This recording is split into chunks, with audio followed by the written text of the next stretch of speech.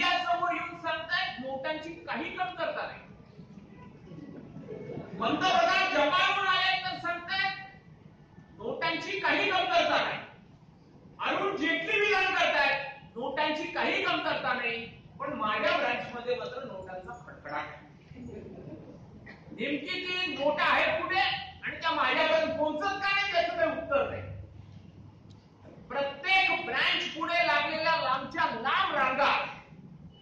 आपण security guard ठेवतो, काही ठिकाणी पोलीस बोलवतो, ती ट्रॅफिक रेग्युलेट करतो. लोकांचे आपले पैसे ते त्यांना पाहिजे, ते आपल्याला कर्ज नाही मागत. म्हणजे अशी एक परिस्थिती ती मुद्राचा कर्ज देण्यासाठी कर्जदाराच्या मागे आपण मागवतो, हे घे बाबा कर्ज. आणि तो आपल्याकडे येत होता, तो अशी मूठ आपटून सांगायचा तू काय देत नाही मला कर्ज. मोदींनी सांगितले कर्ज घे म्हणून.